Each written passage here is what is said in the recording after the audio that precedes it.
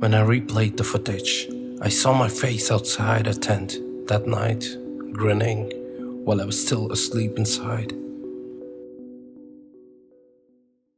The thing about being a landscape photographer is that you're always chasing the places others avoid.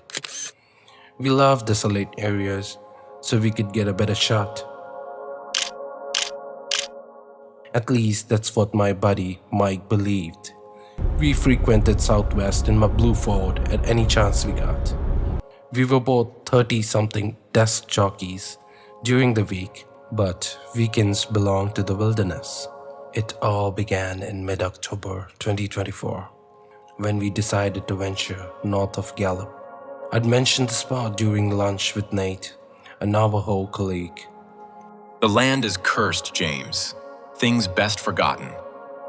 I laughed it off. I'd heard plenty of desert legends. They made good campfire stories though. The next day we arrived in the afternoon. The sun was already hanging low.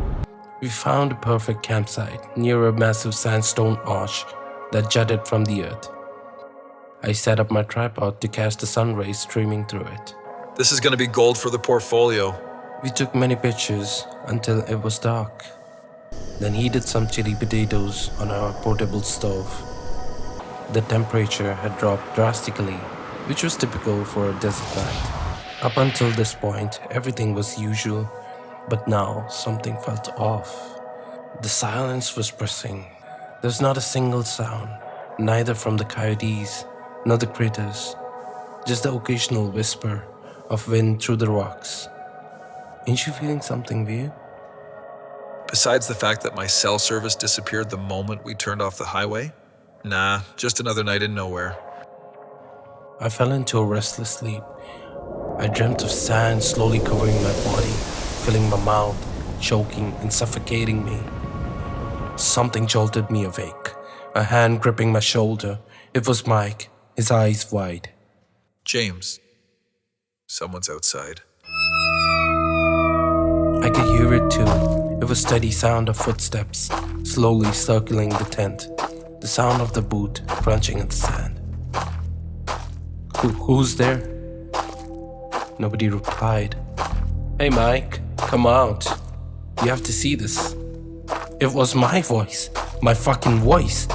Are you playing a stupid prank, James? I swear I will leave you here and get back home. I guess my facial expressions were enough for him to understand it was serious. I unzipped the tent with trembling hands, heart hammering so hard I could feel it in my throat. I looked outside and saw nothing. The footsteps were gone. After a while, we heard a broken rattling laugh, which terrifyingly sounded like my voice. But it felt somewhat hollow, like it was coming from something that had only read somewhere a manual on how to laugh. Neither of us slept after that. We sat wide awake in the tent, taking turns watching the entrance, jumping in every sound the desert made. When the first morning light spilled over the horizon, we practically fell over each other trying to get out of there. Let's just get out of here. Let me get a quick drone shot while we are here. We came all this way. Mike looked at me like I was insane, while I sent my drone up for some aerial footage of the arch. Maybe I needed to prove myself that there was nothing supernatural about the place, just rocks and sand and our overactive imaginations fueled by our old warning. It wasn't until we were safely back, nursing beers in Mike's apartment, that we reviewed the drone footage. The arch looked spectacular from above, but then something in the frame made my blood freeze. At the edge of the rocks was a figure, pale and thin, with limbs too long for its torso, crouched at the top of the stone arch. Its head was cocked at an impossible angle, neck bent nearly backward. The drone had captured it for 3 seconds before the thing moved in a blur of motion. What the hell? I enhanced the image, zooming in on what I could now see was a face. My face. It was wrong. Horribly stretched, hungry looking. I posted the footage anonymously on a paranormal forum that night. Within 24 hours, it was removed.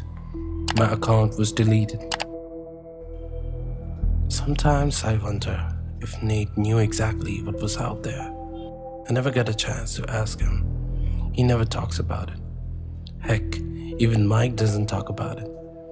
But on some windy nights, when I'm alone in my apartment, I sometimes hear laughter outside my window, calling me to come out and see something. If you have enjoyed the video, please like and subscribe for more stories. Until next time.